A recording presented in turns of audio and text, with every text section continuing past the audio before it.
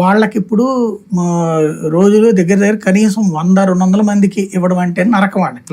ఇప్పుడు అట్లాంటిది వేలాది మందికి ఎట్లా ఇస్తారు? ఎన్ని రోజులు పడుతుంది? అందరికీ ఏటీఎం వాడకం మీద అవగాహన ఉండదు. ఎలక్షన్ రోజు దాకా ఈ నరకం ఉంటుంది చూడండి. ఆ ఎలక్షన్ దోకా తిడతారు వీళ్ళు. ఆ తిట్లు నాకు తెలిసి జగన్ తిడతారు అనుకోండి. యాక్చువల్ గా ఈ 4,000 రూపాయలు అనేది చాలా పాజిటివ్ సిగ్నల్. కానీ ఈ ఇంపాక్ట్ వలన ఆ ఫీల్ పోయింది. దాన్ని మర్చిపోయారు. అది ఎవరు పెద్ద పట్టించుకోవట్లేదు. బాబు వస్తే 4,000 ఇస్తారని.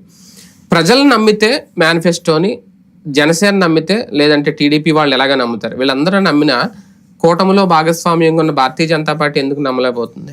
ప్రజలు నమ్ముతారని ఎట్లా నమ్ముతారని? మీరు తెలుగుదేశం పార్టీలో ఉన్నటువంటి వాళ్ళు అందరూ అంత సన్నాసులే ఉండరు. జనసేనలో కూడా దాంట్లో చదువు విద్యావంతులు ఉన్నారు, వాళ్ళకి తెలుసు ఇదొక ట్రాప్ అనేది కూడా తెలుసు. కాకపోతే ఆ ట్రాప్ ప్రజలకి ప్రయోజనం అని అనుకోవట్లేదు వాళ్ళు, పార్టీ ప్రయోజనం. ఇప్పుడు వెరీ సింపుల్ లాజిక్ మీకు ఈజీగా అర్థమయ్యే భాషలో చెప్పాలంటే, తెలంగాణ ఏర్పాటు అప్పుడు ఏం చెప్పారు? మొదట కాంగ్రెస్ నాయకులు, ఆంధ్ర నాయకులు కానీ, తర్వాత మన తెలుగుదేశం ఆంధ్ర నాయకులు కానీ, 2004 అప్పుడు కానీ 2009 కానీ ఎలా ట్రాప్ చేశారు వాళ్ళు? తెలంగాణ అనేదాన్ని కనుక మనం ఊ అంటే పార్టీకి 4 ఓట్లు వస్తాయి, పోయేదే ఉందబ్బా మనం కూడా ఊ అందాం అన్నారు. చివరికి ఏమైంది? అది ఏకమేక కూర్చొని రాష్ట్ర విభజన జరిగింది.